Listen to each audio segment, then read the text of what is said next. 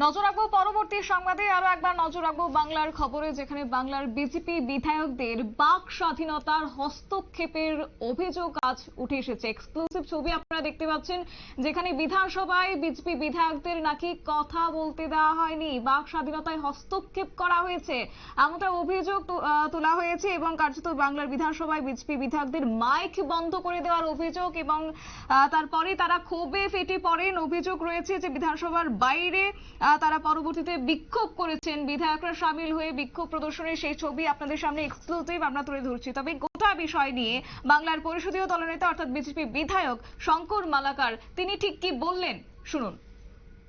এবং discussion allowed করেছি, ফলে আমরা চেয়েছিলাম ডিসকাশন, শুধুমাত্র এডিটেড পার্ট করা এটা আমাদের লক্ষ্য ছিল না।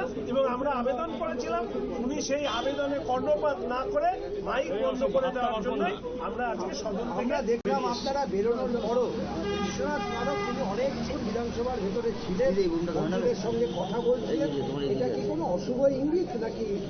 আমি এই ঘটনাটা আমি জানি না। তবে বিশ্বনাথ সিনিয়র মোস্ট এমএলএ, যেখানে পরিষদীয় দলের সবাই বেরিয়ে যাচ্ছে, তিনি তার ভেতরে থাকাটা আমার মনে হয় না সঠিক হয়েছে। তবে উনি আমাদের বর্ষিয়ান এমএলএ, আমি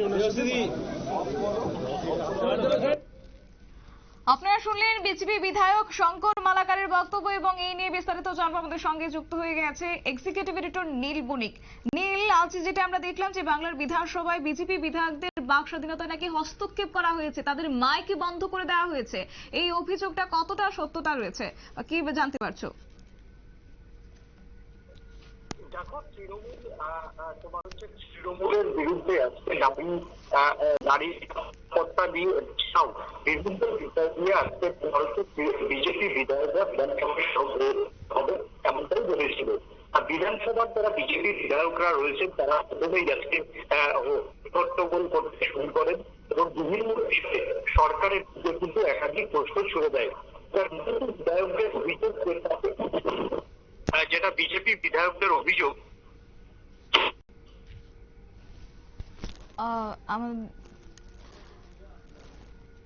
দুঃখিত, আমাদের যোগাযোগ বিচ্ছিন্ন হচ্ছে যান্ত্রিক গোলযোগের কারণে। তবে আমরা আবারও যোগাযোগ করার চেষ্টা করছি আমাদের এক্সিকিউটিভ এডিটরের সঙ্গে।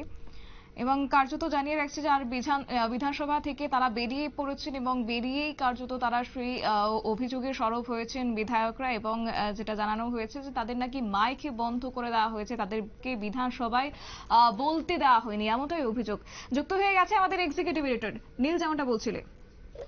দেখো, শতাব্দী একেবারে বিজেপি বিধায়করা আজকে প্রথমেই সরকারকে বিভিন্ন বিষয়ে প্রশ্ন করতে শুরু করে দেয়। তারপর যেটা সরকার পক্ষ যেটা অভিযোগ, সরকার পক্ষের বিরুদ্ধে যেটা অভিযোগ করলে বিরোধী দলের বিধায়করা অর্থাৎ বিজেপি বিধায়করা যে তাদের অভিযোগ চলে যে তাদেরকে বলতে দেওয়া হচ্ছে না, এবং বিজেপি বিধায়কদের বাইক নাকি বন্ধ করে দিয়েছে সরকার পক্ষ।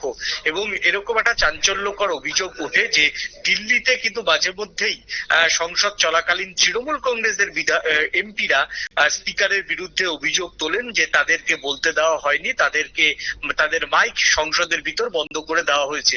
এবার ঠিক একই অভিযোগ করলেন রাজ্যের বাংলার বিজেপি বিধায়করা।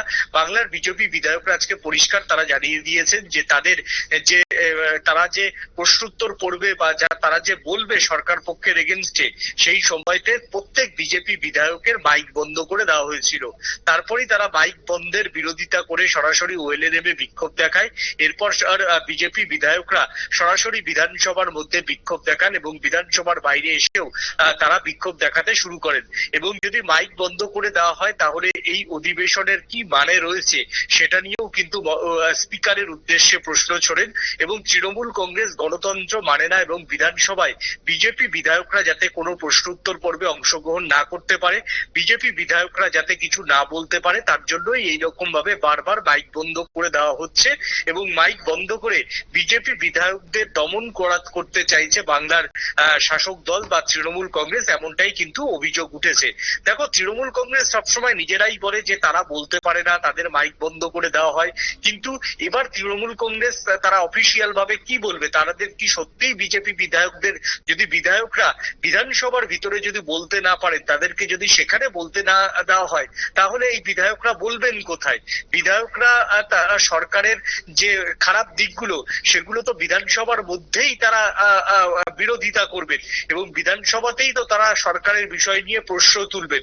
এবং যেভাবে দেখা যাচ্ছে যে বিজেপি বিধায়কদের এর আগেও বহুবার হয়েছে, বিজেপি বিধায়করা অভিযোগ করেছেন তাদের বাইক বন্ধ করে দেওয়া হয়েছে। শাসক পক্ষ কিন্তু অস্বীকার করে, কিন্তু শাসক পক্ষ এখনো পর্যন্ত যদি সত্যি বিজেপি বিধায়কদের অভিযোগের কোনো সারবত্তা না থাকে, তাহলে শাসক পক্ষ সেটা পূর্ণ আকারে দেখিয়ে দিক যে তাদের বাইক বন্ধ করে দেওয়া হয়নি। বিজেপি বিধায়করা ইচ্ছা করেই বাংলার বিধানসভার ভিতরে শাসক দলকে কলুষিত করতে বা সরকার পক্ষে কলুষিত করতে বারবার এমন অভিযোগ করছে, সেটা সরকার পক্ষ প্রমাণ হিসেবে তারা বাংলার জনগণের কাছে বা দেশের মানুষের কাছে তুলে ধরুক, কিন্তু সেটা কিন্তু তারা একবারও করছে না। এবং তারা বারবার বিজেপি বিধায়কদের, যখনই বিজেপি বিধায়করা কিছু বলতে উঠছে, যখনই বিজেপি বিধায়করা তারা স্থানীয় সমস্যা নিয়ে বিধানসভায় তারা কিছু বলবেন, তখনই কিন্তু তাদের এইবার বারবার বলে করে মাইক অফ করে দেওয়া হচ্ছে, যেটা নিয়ে আজকে তীব্র ক্ষোভে ফেটে পড়েন বিজেপি বিধায়করা। এবং তারা বিধানসভার বাইরে এসে কিছুক্ষণ আগে তৃণমূলের যে সরকার, সেই সরকারের বিরুদ্ধে গিয়ে তারা বিক্ষোভ দেখিয়েছেন। শতাব্দী, একেবারে আজকে যে এই তুলকালাম কাণ্ড বিধানসভায়, সেখানে বিজেপি বিধায়কদের যে তারা যেটা অভিযোগ করছেন তাদের মাইক বন্ধ করে দেওয়া হয়েছে, তারপরে কি শাসক পক্ষের থেকে, বাংলার শাসক পক্ষের থেকে কি কোনো উত্তর বা কিছু মিলেছে? না দেখো, এখনো শাসক পক্ষ কোনো এই বিষয়ে কোনো উত্তর দেয়নি। বিকেল 4টের সময় হয়তো শাসক পক্ষ বিধানসভার ভিতরে প্রেস কনফারেন্স করে এখন কিছু বলে কিনা, এখন সেটাই দেখার। একেবারেই ধন্যবাদ। বিস্তারিত জানিয়েছে আমাদের এক্সিকিউটিভ এডিটর নীল বণিক, এবং কার্যত আজ এক প্রকার ক্ষোভ উগরে দিয়েছেন বিধানসভা বিজেপি বিধায়করা, এবং সেখানে তারা বলছেন যে যখন থেকে মমতা বন্দ্যোপাধ্যায়ের সরকার বাংলায় এসেছে, তারপরেই নাকি বিরোধীদের মুখে সেলো টেপ মেরে দিয়েছে, এমনটাই আজ বলতে শোনা গেছে বিজেপি বিধায়ক শঙ্কর মালাকারকে। নিয়ে নিচ্ছে ছোট্ট একটি বিজ্ঞাপন বিরতি, সঙ্গে থাকুন।